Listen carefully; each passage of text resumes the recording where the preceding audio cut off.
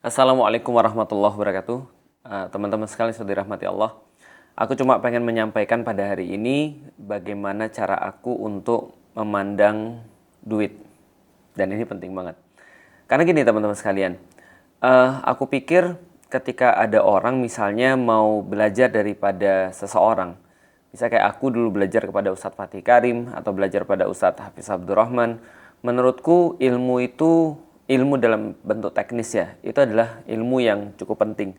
Tapi ilmu yang menurutku lebih penting adalah karakter daripada seseorang atau karakter daripada guru. Karena karakter itu nanti akan menentukan seperti apa ilmu yang bisa kita ambil. Jadi gampangnya begini ya. Kalau ilmu itu kita anggap adalah misalnya sebuah emas misalnya, sesuatu yang berharga ya. Ketika kita mengumpulkan ilmu, kita tuh bukan hanya ngelihat emasnya itu, tapi kita melihat juga gimana cara ngumpulin emas itu. Nah, itulah namanya karakter. Jadi kalau misalnya ada orang ngumpulin emas pakai diserok misalnya, atau pakai tangan, atau pakai misalnya pakai kontainer, atau misalnya pakai traktor atau apapun. Nah, metodologi untuk bisa mencapai ilmu itu menurutku lebih penting daripada ilmu itu sendiri. Yang aku bilang karakter tadi itu, dan termasuk cara aku dalam memandang harta. Sebelum masuk Islam, kalau aku memandang harta ya jelas bahwasanya harta itu adalah ya kayak segala-galanya. Makanya kan orang-orang bilang gini, yang sangat terkenal, uang memang bukan segala-galanya, tapi segala-galanya perlu uang. Itu pandanganku sebelum aku masuk Islam. Jadi kalau aku misalnya nggak punya uang ya jelas hidupku susah karena segala-galanya perlu uang. Maka wajar dong ketika aku misalnya sebagai seorang laki-laki pengen pekerjaan di luar negeri. Karena pikiranku luar negeri itu lebih punya banyak uang. Luar negeri itu lebih keren, secara kehidupan lebih layak misalnya. Karena aku memandang harta, memandang dunia, harta atau wakil daripada dunia lah ya. Itu adalah ya satu-satunya aku kejar karena aku nggak ngerti yang namanya akhirat itu seperti apa. Mati ya udah gitu maksudnya. Karena aku juga nggak yakin dengan yang namanya kehidupan setelah mati, bahkan aku juga nggak yakin Tuhan itu ada. Jadi ya pandanganku tentang harta ya itu, walaupun pada saat itu juga aku benci dengan orang-orang yang korupsi, benci dengan orang-orang yang misalnya maling, atau benci dengan orang-orang yang semena-mena untuk dapat duit, tapi aku tidak sampai hukum, cuma moralitas aja. Artinya kalau misalnya aku mungkin dalam perkara atau dalam posisi mereka, ya mungkin aku akan bertindak yang sama. Karena yang menggait aku cuma moralitas. Dan kita tahu moralitas itu bisa banyak sekali pembenaran-pembenarannya. Misal contoh for the greater good misalnya. Atau aku kan cuma ngasih makan anak dan istriku. Atau kalau nggak diambil sama aku, diambil sama orang lain dan segala macam. Ya itu adalah sesuatu yang hanya bisa dihasilkan oleh moral kompas gitu. Maksudnya cuma di titik itu aja. Itu pandanganku tentang uang pada saat itu. Begitu masuk Islam, hal yang paling besar aku rasakan adalah bahwasanya dunia ini jadi kayak nggak ada artinya. Bukan nggak ada artinya dalam arti nggak layak atau nggak punya value ya, tapi segala sesuatu yang ada di dunia ini aku tahu pasti akan ditinggalkan. Ketika aku punya rumah, rumah itu pasti akan ditinggalkan. Hari ini tahun 2026, tahun 2126 sudah jelas aku nggak ada. Aku kadang-kadang simulasi ke hidupku ini berapa lama ya? Aku sekarang umur 42 tahun, lalu terus kemudian kalau kita bicara misalnya tahun 2046, berarti aku sudah umur 62 tahun misalnya. Berapa lama aku bakal hidup? Umur 80 tahun pun aku yakin segala macam yang aku makan sekarang nggak akan terasa enak lagi. Atau misalnya ketika aku misalnya makan kayak mie yang paling aku suka gitu ya, yang paling enak menurutku, ya aku yakin umur 80 aku juga nggak akan merasa enak lagi. Artinya hidup manusia itu terbatas. Dan aku melihat dunia itu juga ternyata terbatas. Sehingga kayak aku pikir ya udah aku cuma bisa menikmati sampai pada satu titik. Nanti aku juga akan ninggalin semua ini, rumah yang aku bangun, maka itu tidak akan pernah aku bisa nikmati sampai mungkin 50 atau 60 tahun ke depan gitu maksudnya. Segala sesuatu yang aku punya itu pasti akan rusak gitu ya. Ataupun ya segampang bahwasannya mati itu bakal jadi pemutus segala kenikmatan. Ketika itu aku melihat harta dengan cara yang berbeda. Aku melihat harta menjadi sesuatu perantara. Karena di dalam Islam yang paling tegas perubahannya adalah ada kehidupan setelah mati. maka sebenarnya segala sesuatu di dunia itu jadi tidak berharga kalau tidak ada hubungannya dengan akhirat. Dan menjadi penting ketika ada hubungannya dengan akhirat. Nah itu tuh poin perubahannya. Jadi awalnya dunia bagiku sangat berharga banget, lalu terus kemudian jadi tidak berharga karena memang tidak ada urusannya dengan akhirat. Tapi begitu kita tahu bahwasanya bisa dikonekkan, bisa dihubungkan, maka dunia itu bisa jadi berharga kalau tujuannya adalah akhirat. Memang tricky sih, tapi anggaplah kita sudah paham bahwasanya dunia itu adalah untuk akhirat kita. Maka cara pandangku dengan harta menjadi berubah. Apa terus kemudian pandanganku terhadap harta? Berarti harta hanya salah satu cara yang bisa aku lakukan untuk mencapai akhirat. Jadi ibaratnya gini deh. Kalau sebelum Islam, kalau ada harta bahagia, nggak ada harta sengsara. Kalau di dalam Islam itu kayak listrik AC/DC itu.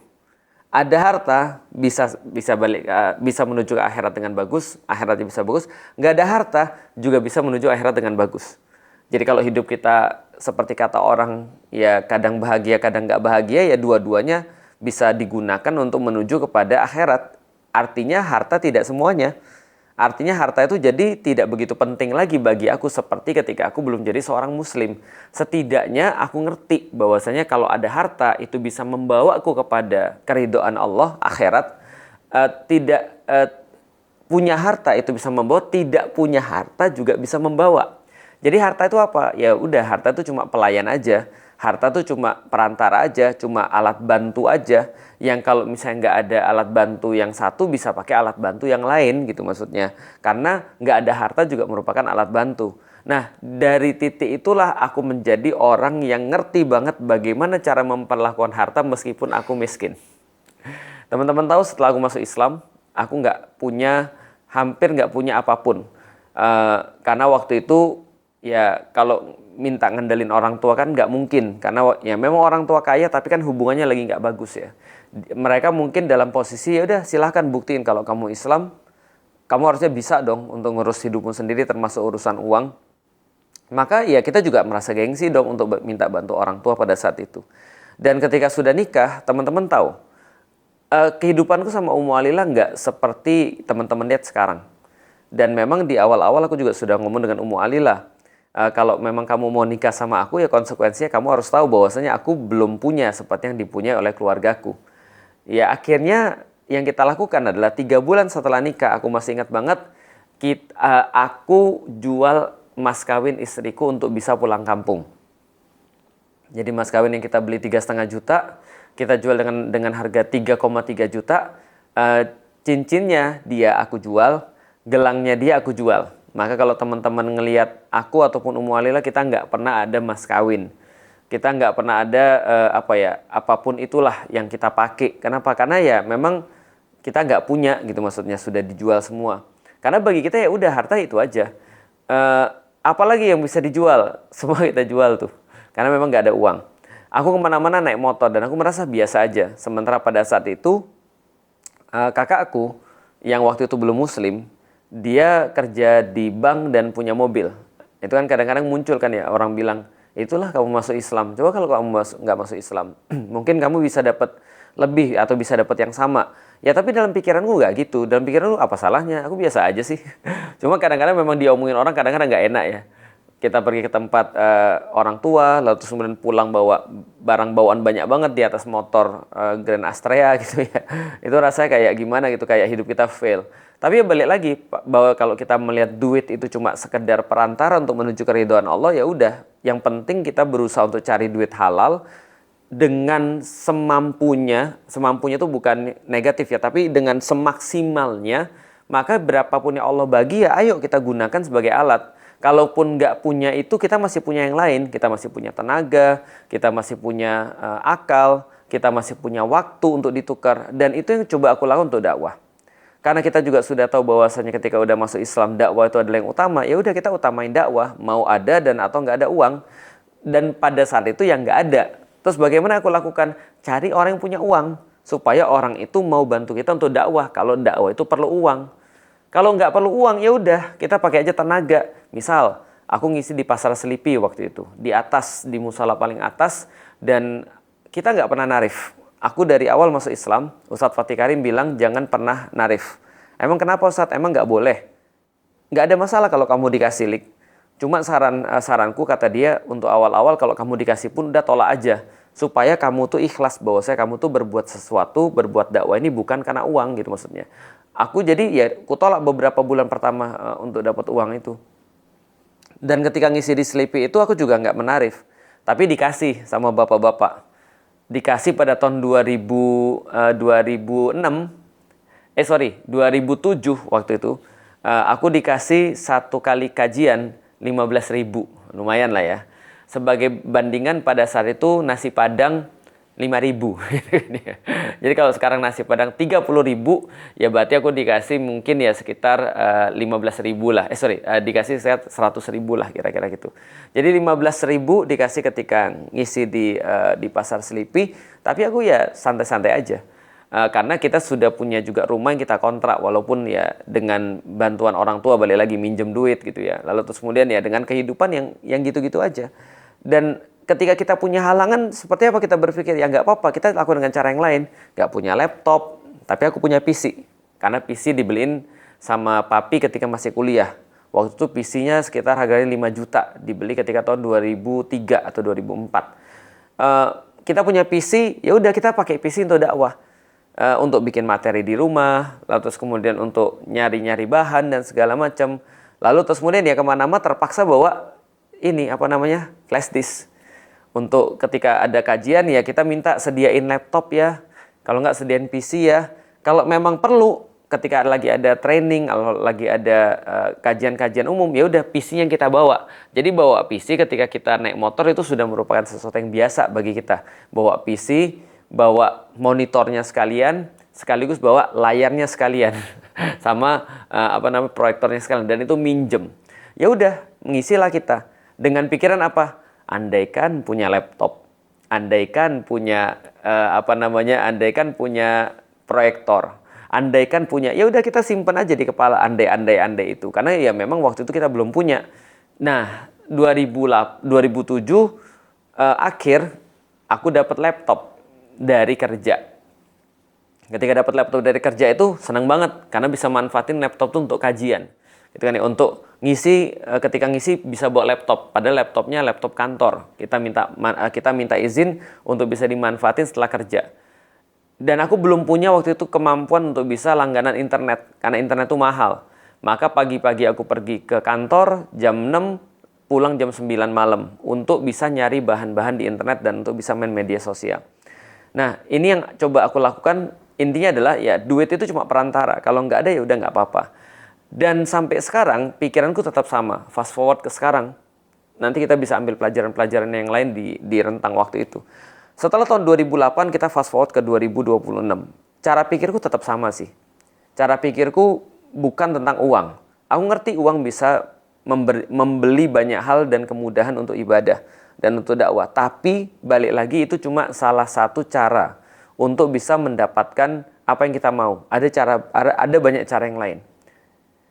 Sekarang kalau misalnya ada orang, contoh ya, Assalamualaikum Ustadz, ini mohon maaf kami mau minta kajian di sini misalnya. Bisyarahnya berapa ya? Itu pertanyaan yang lumayan ganggu aku sih sebenarnya. Karena pertama, ya walaupun aku mencoba untuk memahami kenapa jamaah nanya begitu, ya karena ustadz-ustadz yang lain mungkin masang tarif gitu kan ya. Ya sama mungkin ketika Anda pergi ke selebgram lalu terus kemudian Anda nanya rate card-nya berapa, kira-kira begitu ya. Itu bisyarah tuh. Jadi ini bisyarahnya berapa ya Ustadz ya? Aku agak sedikit merasa ke-trigger. Kenapa? Karena aku pikir kenapa yang kamu harus omongin adalah uang duluan. Karena bagiku itu nggak berharga. Aku memandang duit itu adalah sesuatu yang biasa aja. Bagiku tuh duit cuma sekadar angka. Ya kadang-kadang angkanya 6 digit, kadang-kadang angkanya 7 digit, kadang-kadang angkanya 8 digit, kadang-kadang angkanya pernah cuma 5 digit kan gitu. Artinya ya itu cuma angka aja gitu maksudnya. Kenapa kamu nanya itu duluan? Karena bagiku nggak berharga. Karena bagiku yang berharga apa? Dari awal aku mencoba untuk memvalue yang paling berharga dalam hidupku itu adalah ketika Allah mengamanahkan aku dan memberikan aku beban dakwah gitu maksudnya. Itu yang paling berharga bagi aku. Sehingga aku ketika memandang uang cuma sekadar itu, sedangkan aku memandang dakwah adalah semacam kayak value utamaku, artinya aku lebih seneng ketika aku dihargai dari segi, Ustadz kita bisa buat program apa, atau Ustadz aku bisa ngasih Ustadz apa di dalam dakwah ini, bukan nanya bisyarahnya berapa. Karena kalau udah nanya bisyarahnya berapa, ini udah jadi kayak talent, sama terus kemudian yang meng-hire, sama kayak orang hire selebgram, tau nggak sih maksudnya?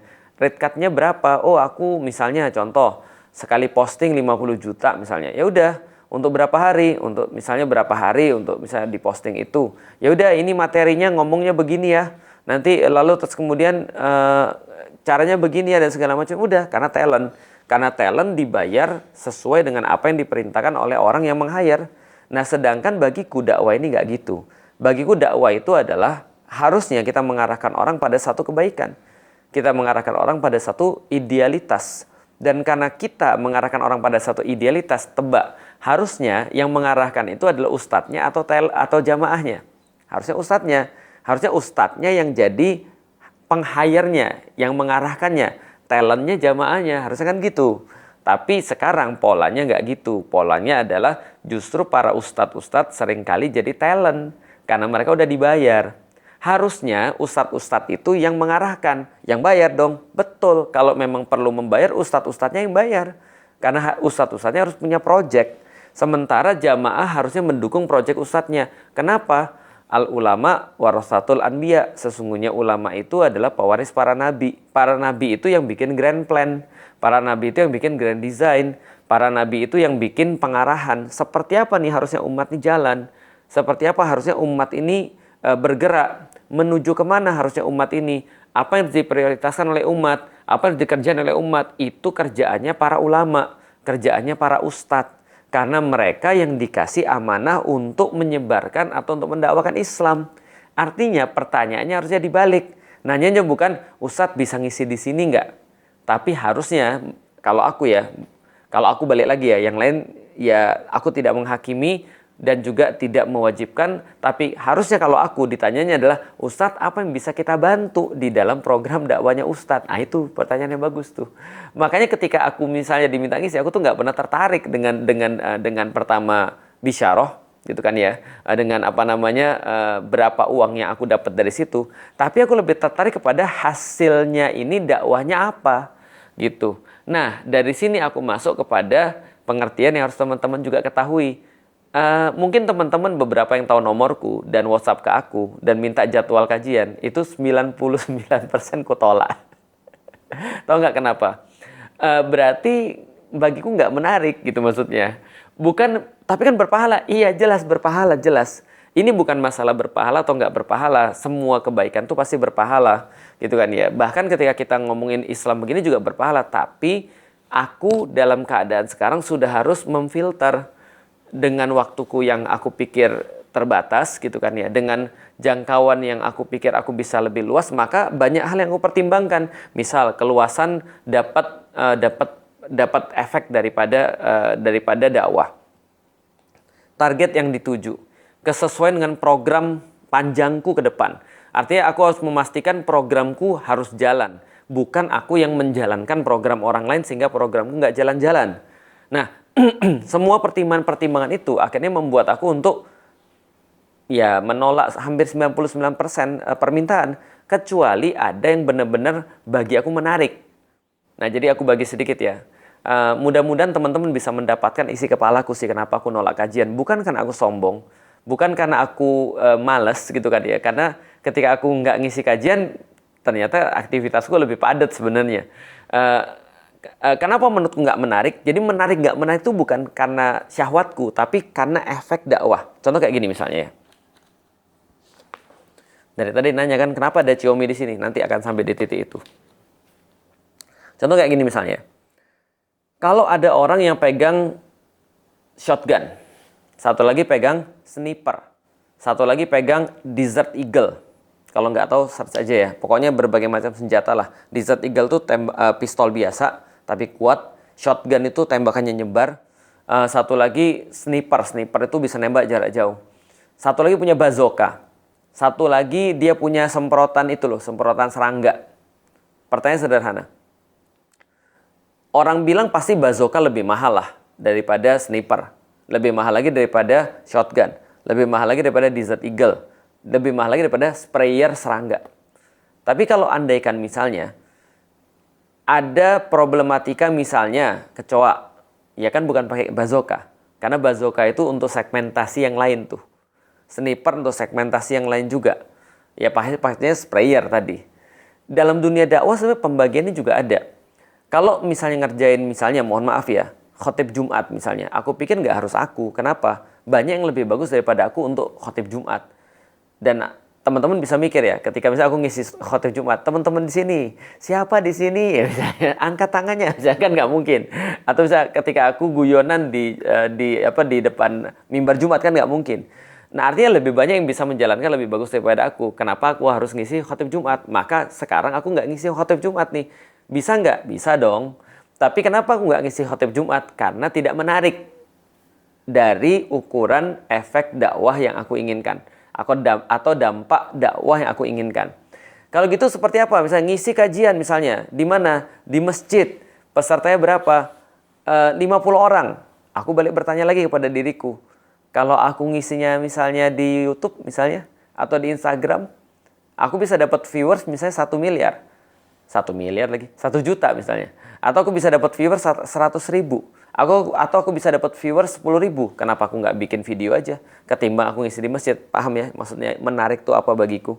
Karena aku mencoba untuk tidak hanya efektif, tapi efisien dalam melakukan itu. Gimana caranya aku bisa dapat? Contohnya lagi, Ustadz ngisi dong. Siapa? Ini ada ibu-ibu pensiunan udah usianya misalnya 60 tahun ke atas. Aku berpikir lagi, apakah ini adalah segmentasi pasien yang aku inginkan? Apakah logika-logika yang aku berikan itu justru malah memudahkan mereka atau menyusahkan mereka? Bapak Ibu coba kita pikir. Taubat. Taubat ini artinya adalah dari kata taba, ya tubuh misalnya. Nah, artinya begini, ibunya cengok misalnya. Mikir ini apa gitu kan ya. Nah, apakah aku pas di situ atau berdampak di situ?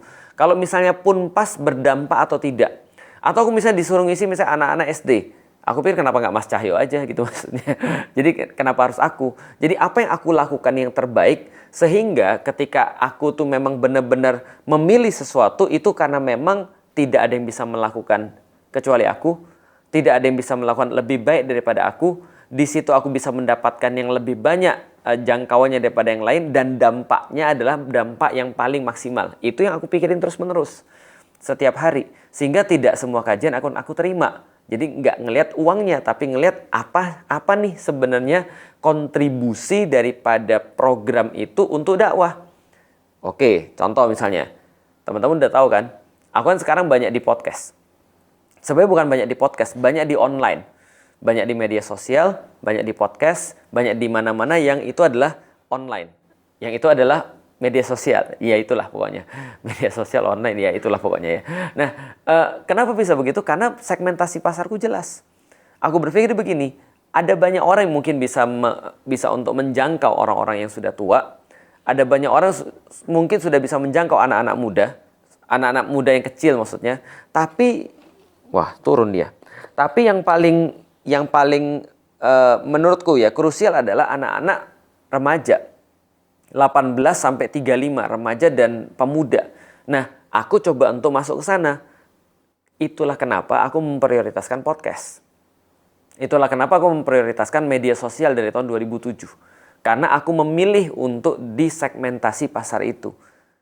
Semuanya aja nggak bisa. Hidup adalah pilihan. Semudah penjelasannya adalah ketika aku ngelihat ke sini, aku nggak tahu apa yang terjadi di situ. Ketika aku coba untuk melihat ke sini, berarti aku nggak bisa tahu apa yang di sini. Hidup adalah pilihan. Artinya ini pilihan yang aku coba untuk ambil dan aku coba untuk konsisten melihat apa yang paling besar aku dapetin dari satu aktivitas atau program yang aku pilih. Nanti kita akan cerita di lain kesempatan kenapa aku milih segmentasi pasar 18 sampai 35 untuk dakwahku. Dan kenapa aku mengasah logika bukan mengasah bahasa Arab misalnya. Atau aku mengasah misalnya komunikasi ketimbang aku mengasah hafalan Quran misalnya. Yaitu adalah bagian-bagian daripada pilihan. Karena kenapa? Karena kita mencoba untuk menjadi spesialis dalam hal tertentu. Mencoba menjaga pos yang diamanahkan kepada kita. Dengan terus kemudian skill-skill yang sesuai dengan apa yang diperlukan. Karena kita sudah tahu segmentasi pasarnya mau ke sini. Nah itu artinya Berarti Ustadz mau dong ketika minta ngisi podcast? Belum tentu. Ketika bisa ada orang minta ngisi podcast, aku akan tanya dulu, di mana, sama siapa, di channel apa, sama siapa, seperti apa konsepnya. Kalau misalnya contoh ya, mohon maaf nih, biar kita jujur-jujuran aja, biar teman-teman juga ngerti. Tujuanku di sini adalah mentransfer pola pikirku. Mentransfer bagaimana cara aku berpikir, balik lagi karakter, metodologi aku untuk ngelihat sesuatu. Kalau gitu gimana nih kalau podcast? Ada yang nawarin podcast kemarin misalnya contoh subscribersnya baru sekitar 68 biji misalnya. Menurut teman-teman aku terima nggak? Ya kalau aku terima, problemnya adalah gini. Problemnya adalah aku yang bantu dia atau dia yang bantu aku gitu maksudnya. Sebenarnya kan harusnya apa? Harusnya kan kita bukan seharusnya aku jangan dijadiin talent, tapi aku tuh harusnya dibantu gitu maksudnya. Nah, itu yang menjadi pertanyaan tuh. Aku yang bantu dia atau dia yang bantu aku? Kalau misalnya aku bantu dia, boleh nggak? Boleh, tapi kenapa? Pertanyaan balik lagi, kenapa? Supaya followersku banyak Ustadz, supaya subscribersku banyak Ustadz, supaya aku bisa dakwah. Aku balik lagi nanya, kenapa nggak aku aja yang langsung dakwah? Kenapa harus ke kamu? Gitu maksudnya. Itu pertanyaanku tuh. Kenapa? Karena balik lagi, kalau misalnya terus kemudian aku harus bantu orang terus misalnya, ya kapan aku nyelesain program dakwah yang Allah amanahkan ini? Gitu maksudnya. Itu pertanyaannya tuh. Tapi kalau misalnya yang ngajak subscribersnya misalnya, yang ngajak podcast misalnya, subscribersnya lumayan banyak, circle-nya berbeda, yang aku pikir, oh bisa nih, karena bagaimanapun juga aku tuh adalah seorang pendakwah. Aku tuh bukan entertainer. Entertainer tuh cuma ya ini aja, cosplay aja aku jadi entertainer. Tapi aku tuh pendakwah. Berarti aku akan mencari orang-orang yang aku dakwain ketika misalnya itu cross platform atau cross circle dan segala macam. Biasanya aku tertarik, apalagi kalau misalnya dia juga punya circle yang memang bisa untuk mendapatkan segmentasi pasar yang aku mau. Ya maka aku kerjasama dengan orang-orang yang podcastnya aku terima, berarti itu pertimbangannya, bukan uang. Apakah aku terus kemudian dapat uang di situ? Aku sering bilang sama teman-teman yang dakwah, seorang pendakwah kayak aku, andai pun kita harus bayar untuk mendapatkan apa yang kita mau, yaitu adalah dakwah itu, kita akan bayar. Kenapa? Untuk apa duit kalau bukan untuk itu? Lah, kita kan aku kerja, aku jualan buku, istriku jualan di Hijab Alila, dia jual gamis, dia jual pakaian, istriku terus kemudian buat bisnis travel dan segala macam untuk dapat duit kan? Iya. Duitnya untuk apa? Untuk kasih makan anak istri? Iya, untuk kasih dia makan dia sendiri dan anak-anaknya. Aku juga punya kerjaan untuk nyari nafkah ke mereka. Itu memang kita lakukan, tapi untuk apa duit? Ya kita pakai sedikit, sebagian kecil kita pakai, ya mungkin sepertiga lah kita pakai untuk keperluan kita, tapi sisanya ya memang untuk dakwah, beli alat supaya teman-teman bisa ngeliat aku lebih kinclong, beli lighting, beli tempat dan bangun tempat dan segala macam, itu yang kita lakukan. Jadi memang duit itu ya untuk mempermudah dakwah. Berarti ketika kita misalnya contoh ya, ada podcast misalnya, podcast ini circle-nya bagus, tapi kesini harus bayar, kita bayar nggak apa-apa. Dan kita sudah melakukan itu dan terus melakukan itu. Bayar untuk dakwah. Jadi bagi kita, program ini sudah disusun. Nanti kapan-kapan kita bahas tentang program itu. Ya kalau kita udah tahu ini program harus dijalankan dan harus bayar, ya kita bayar. Karena itulah namanya dakwah. Sama seperti orang ketika dia mencapai sesuatu, dia pengen untuk mencapai sesuatu, dia harus bayar, ya bayar. Gitu maksudnya. Dakwah juga begitu. Berarti bukan pertimbangannya uang. Jadi uang sekali lagi tidak menjadi faktor penentu. Bahkan justru kalau harus keluar uang, kita keluar uang. Dan podcast selama ini ya memang begitu, cuma tukaran aja. Datang ke sini dong Ustadz. Oke, antum juga datang ke sini ya. Mas juga datang ke sini ya. Kita kolaps. Untuk apa kolaps? Dia bisa dapat circle kita bisa dapat circle dia. Dia mendapatkan apa yang dia mau, kita mendapatkan apa yang kita mau. Dan yang kita mau tentu saja bukan duit. Orang kadang-kadang para influencer aja tidak pernah kok mandang duit. Mereka misalnya memandang koneksi atau popularitas, exposure, lebih daripada uang. Nah jadi nggak semua itu uang gitu maksudnya. Nah hanya saja, bisa nggak Ustadz kalau andaikan followersnya dikit, tapi mau ngundang misalnya untuk tampil di podcast? Bisa, tapi kompensasi uang. Itu maksudnya tuh. Nah berarti jadinya itu kayak bisnis kan. Jadi kayak orang minta endorse, jadi orang minta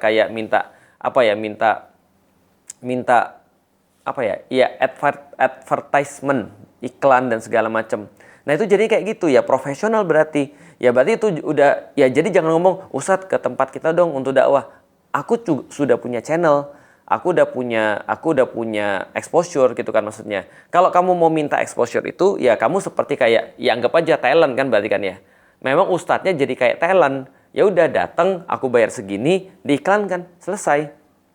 Cuma balik lagi, itu juga nggak menarik bagi aku. Jadi yang menarik bagi aku ya dakwah. Cuman ya itulah, ketika aku misalnya lagi perlu, misalnya kita lagi punya satu project misalnya ya. Kita lagi mau upgrade kamera, atau kita lagi mau upgrade alat, atau kita lagi mau upgrade studio, atau kita lagi mau untuk aku juga punya project Ma'had Syaraful Haramain. Kita lagi mau bangun Ma'had. Ya aku nggak merasa malu untuk minta itu. Siapa yang mau untuk membiayain, karena bukan untuk diri aku. Dan ketika dikasih pun, kita secara etika nggak mungkin kita pakai untuk diri kita, tapi memang untuk project itu. Nah artinya ketika ada yang minta endorse, kadang-kadang aku terima. Kalau andaikan aku melihat bahwasanya kompensasi waktu itu yaitu adalah ketika mereka ngasih uang ke aku sebagai balasan daripada exposure yang mereka mau atas diri aku, ya udah kita profesional. Ya udah berarti semua uang itu kita manfaatin balik lagi untuk dakwah. Beli jam tayang, beli kemudahan-kemudahan untuk dakwah. Segala macam yang kita perlukan lah untuk dakwah. Jadi teman-teman tahu kan ya, uang tuh bagi itu babu. Supaya dia bisa disuruh-suruh. Beli supaya aku bisa tayang di sini. Beli supaya aku bisa misalnya untuk punya kemudahan di sini dan segala macam. Ya untuk itu duit. Tapi semua duit yang aku minta daripada kompensasi tadi, lihat ya, kalau ada ketertarikan ke circle dakwah, kalau mereka punya circle dakwah yang bagus, atau punya subscribers yang banyak, atau punya paparan yang banyak, mau, walaupun harus bayar. Kalau nggak punya, kompensasi uang. Kompensasi dengan sesuatu yang lain. Apa kek yang nggak harus uang ya? Balik lagi kan aku udah cerita tentang uang tuh gunanya cuma untuk dakwah. Intinya, kompensasi pada sesuatu yang bisa aku pakai lagi untuk dakwah. Nah, ketika misalnya aku dapat ini, percayalah, secara etika, tidak mungkin aku gunakan untuk diriku sendiri. Karena bagiku ya, aku udah bilang pada orang berkali-kali walaupun mereka pada nggak setuju. Kebanyakan orang-orang aku omongin ini mereka nggak setuju. Aku bilang gini, menjadi guru, ulama, dan penguasa, itu berarti Anda memilih untuk tidak bisa bermewah-mewahan dalam hidup. Karena bermewah-mewahan sama dengan menyakiti. Jadi bermewah-mewahnya para penguasa dan ulama itu menyakiti. Walaupun aku motivator ya, tapi aku juga beretika. Jangan sampai kita tuh kayak bermewah-mewahan. Tapi bermewah-mewahannya para pengusaha itu bisa jadi menginspirasi. Nah jadi contoh misalnya ya, teman-teman gak akan pernah tuh ngelihat aku naik kelas bisnis misalnya di pesawat. Gak bakal. Kenapa? Ya balik lagi nih, coba kira-kira aku mikir apa? Dengan cara pikir yang aku kasih tahu dari tadi. Aku mikir, mendingan aku ngajak orang lain. Misalnya contoh ya, Walila bilang, Bi naik bisnis yuk. Aku bilang, gak bakal sampai hari kiamat. Kecuali satu kondisi, dibayarin. Gitu kan ya. Tapi kalau aku beli kelas bisnis sendiri, gak bakal. Pun kalau ada orang mau bayarin, aku bilang, mau diuangkan aja gak? Aku bilang gitu. Karena kelas bisnis itu misalnya contoh gini ya, kalau misalnya pergi ke Turki misalnya ya. Pergi ke Turki itu, kalau kelas biasa PP misalnya sekitar 15 juta. Kalau misalnya kelas bisnis itu bisa mungkin 45-60 juta tuh. Bayangin tuh aku bisa bawa berapa orang, ya kan? Nah, jadi kalau ada yang tawarin kelas bisnis, aku bilang bisa diganti nggak? Gitu kan? Nggak usah, ini hadiah misalnya. Cuma kita udah beliin, ya udah. Aku pernah sih di traktir kelas bisnis, cuman aku nggak beli dan nggak bakal pernah beli sampai hari kiamat. Kenapa? Karena lebih baik aku ngajak orang dong, gitu maksudnya. Lebih baik aku ngajak siapa yang aku pengen, yuk kita pergi ke Turki bareng yuk, belajar yuk bareng aku. Kepentingan dakwah balik lagi supaya mereka ngerti tentang Islam, mereka bangga dengan Islam. Umroh, aku nggak akan kelas bisnis. Tapi kalau aku ditawarin, balik lagi, diuangkan aja yuk gitu kan ya. Supaya apa? Supaya aku bisa ngajak orang lain.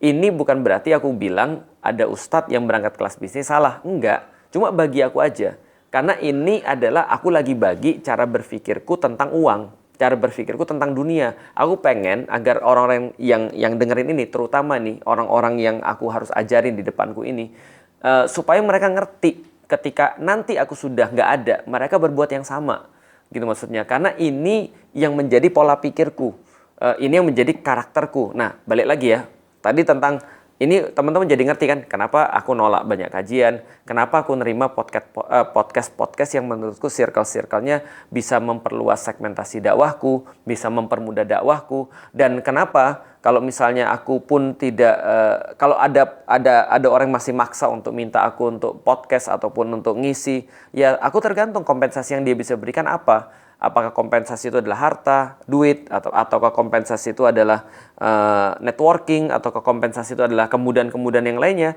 Apapun itu untuk dakwah, aku mau gitu maksudnya. Tapi kalau misalnya nggak ada untuk dakwah, ya pertanyaannya balik lagi, ngapain gitu maksudnya. Karena semua itu jadinya tidak menarik, balik lagi gitu maksudnya. Nah, oke. Kalau teman-teman sudah aku coba untuk menyampaikan tadi karakter-karakterku dalam memandang uang dan segala macamnya. Berarti misalnya kalau sekarang aku melihat misalnya kalau ada orang yang taruhlah bilang gini, ya udah Ustadz, kita akan support dengan uang dan uang ini tolong dimanfaatkan. Kami support, kami tahu seperti apa tujuannya Ustadz udah pernah berbagi dan kami terinspirasi. Terus kami pengen support. Gimana caranya kami support? Nah, inilah masuk ke sini nih. Ini salah satunya. Serius. Ini bukan endorse. Ini video ini aku nggak buat endorse. Mereka nggak ngerti aku buat video ini. Tapi Xiaomi menjadi salah satu yang ngasih itu. Jadi mereka datang dengan pertanyaan, Ustadz perlu apa di dalam dakwah? Wah, dalam hatiku jarang-jarang nih yang nanya begini. Aku bilang begini, kalau ditanya perlu apa dalam dakwah, aku pikir aku sudah memberikan contoh tentang dakwah kepada anak muda dengan cara-cara yang paling kreatif, paling mudah, dan mudah-mudahan akan terus-menerus jadi yang paling bagus, setidaknya yang paling bagus menurut usaha aku dan teman-teman di Yuk Ngaji. Aku berharap sih. Nah, dan aku bilang sama mereka, mau bantu. Kalau mau bantu, Xiaomi bisa bantu kita, ayo nanggungin supaya kita bisa ekspansi dalam dakwah. Waktu itu kita bilang sama Xiaomi, ini pemimpinnya kan ya, salah satu bosnya kan adalah perempuan ya. Kita bilang, Mbak coba lihat. Ini semua kita lakukan dengan karyawan yang edit segini, dengan komputer ada yang ada segini, dengan orang-orang yang ada segini. Dan kami mau untuk meluaskan, memultiply efek itu. Mbak bisa nggak bantu kita untuk nanggungin gaji-gaji karyawan baru. Kita mau nambah karyawan baru, nambah editor baru, nambah tim-tim yang baru. Mbak bisa nggak untuk ngelakuin itu? Kenapa aku berani ngomong kayak gitu? Kayak nggak ada malu gitu maksudnya. Sekali lagi ya, aku nggak punya malu kalau minta dalam dakwah. Serius aku nggak punya malu. Aku mau minta, aku perlu segini untuk dakwah. Aku nggak ada malu. Kenapa? Bukan untuk aku sendiri. Dan yang kedua aku udah contohin. Kalau aku punya duit, akan seperti apa duit itu kejadian. Semua orang di Yuk Ngaji udah ngerti. Kalau aku punya duit, duit itu bakal kemana. Dan ketika aku sudah nunjukin bahwasanya ketika aku dapat duit, maka duit itu akan ditempatkan dan dilokasikan lebih banyak di jalan dakwah. Maka mereka aku harap bisa mengcopy itu. Gitu maksudnya. Nah, dan aku juga nggak ada malu ketika ngomong ke Xiaomi. Mau nggak Mbak? Kasih kita tambahan supaya kita bisa hire orang yang baru. Karena, aku mau cerita sebelum aku cerita Xiaomi ya. Teman-teman tahu YouTube YNTV? YNTV itu diaktifkan pada tahun 2021 kalau nggak salah ya. Atau 2020. Ya 2021 lah diaktifkan. Itu aku bilang sama Ridho, Dok, ini kita mau aktifin YNTV. Dan kita mau hire antum dan hire kru-kru untuk ngedit. Tapi dengan satu syarat. Biayai diri sendiri, bisa nggak? Maksudnya gimana? Gini, kalian mau gaji berapa? Oke, gajinya segini. Terkumpul lah waktu itu 30 juta. Oke, kita punya keperluan 30 juta untuk meng-hire orang ya. Aku bilang, hire orang-orangnya. Tapi kalian biayai diri sendiri. Gimana caranya? Aku minta agar AdSense-nya minimal 30 juta per bulan. Jadi lu kerja supaya AdSense-nya minimal 30 juta sebulan dan kalian digaji dari situ. Alhamdulillah jadi. Cuman kan ya namanya YouTube tahu sendiri.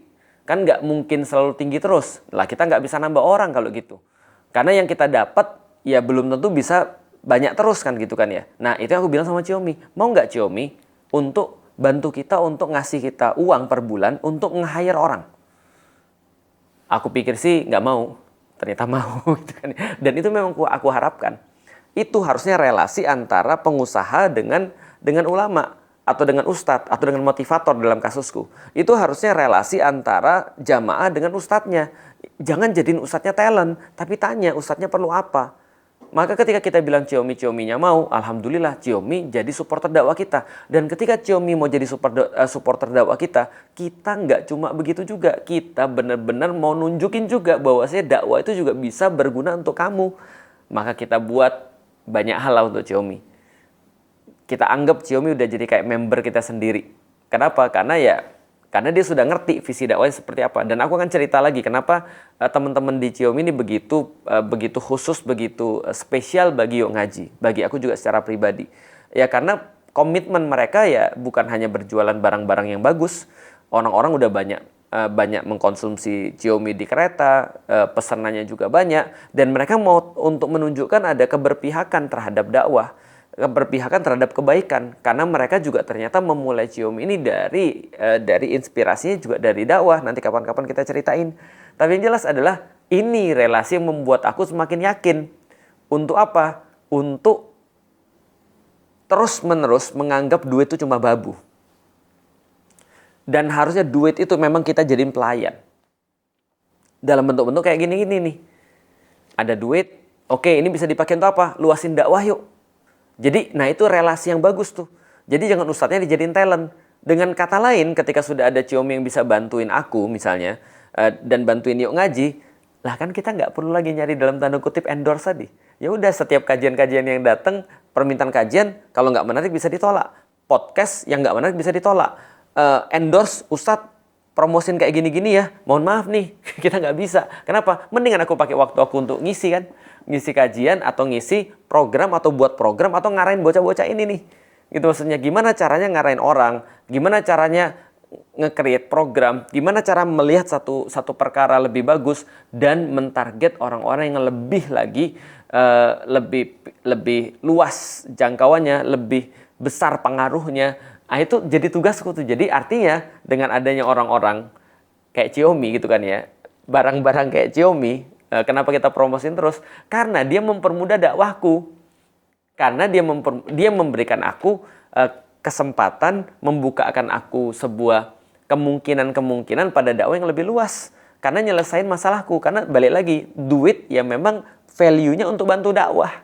Dan artinya, aku kan jadi nggak, waktu aku misalnya untuk bisa, karena kita perlu untuk satu project, terima endorse misalnya, jadi kayak selebgram gua, terima endorse udah dapat nih dari Ciongi, udah kita yang tanggung, Ustadz tambah aja editornya, Ustadz tambah aja timnya, Ustadz mau berapa editor dan timnya, kami baru bisa ngasih sekarang segini sih, yaudah alhamdulillah, kita bisa nambah editor, kita bisa sudah dapat apa yang kita inginkan, ya terus untuk apa lagi duit, cuma untuk itu aja kan, kita bisa fokus untuk dakwah. Nah, itulah kenapa Yuk Ngaji sekarang bekerja sama dengan Ciongi.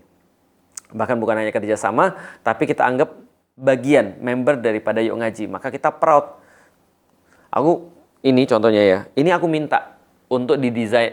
Aku minta desainnya sama Mio Daus yang bikin komik. Lalu terus kemudian aku minta izin ke teman-teman Ciongi. Boleh nggak aku cetak kaos Ciongi? Kenapa? Karena aku pengen untuk memberikan satu patron. Patron itu adalah pola pikir tentang uang dan bagaimana kita mengutamakan dakwah di dunia.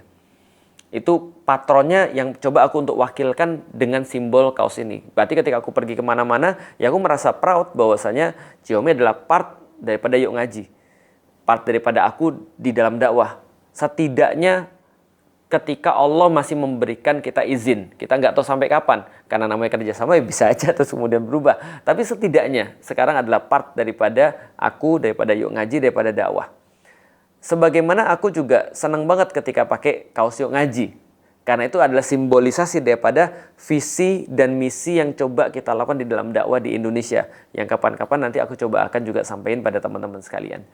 Nah, itu sedikit daripada sharingku di dalam dakwah. Anggap aja ini untuk pengembangan karakter. Tujuannya bukan untuk memahami setiap contoh, tapi memahami pola pikir. Karena pola pikir yang sama itu bisa jadi menghasilkan hasil yang berbeda atau efek yang berbeda dalam kasus-kasus yang berbeda.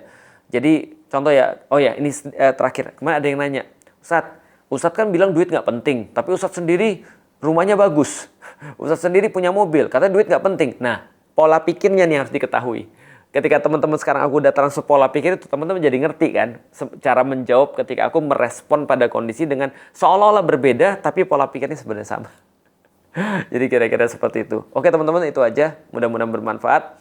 Dan itu ceritanya kenapa Xiaomi selalu ada di frame-frame di Yuk Ngaji. Dan doain mudah-mudahan akan terus berlangsung kerja sama kita dengan Xiaomi. Dan kita juga berharap mudah-mudahan ini menginspirasi bagi semua pengusaha-pengusaha muslim lain, bagi semuanya orang-orang, bahwasanya duit yang kita dapat itu tidak lain dan tidak bukan, ataupun apapun di dunia yang kita dapat, exposure kah, ilmu kah, ataukah kekayaan kah, ataukah posisi kah, tidak lain dan tidak bukan, semua itu cuma babu yang harus kita manfaatkan untuk bekal kita berjumpa Allah Subhanahu wa taala. Dan kalau aku memilih, itu diinvestasikan di dalam dakwah, dikonversikan di dalam dakwah. Assalamualaikum warahmatullahi wabarakatuh.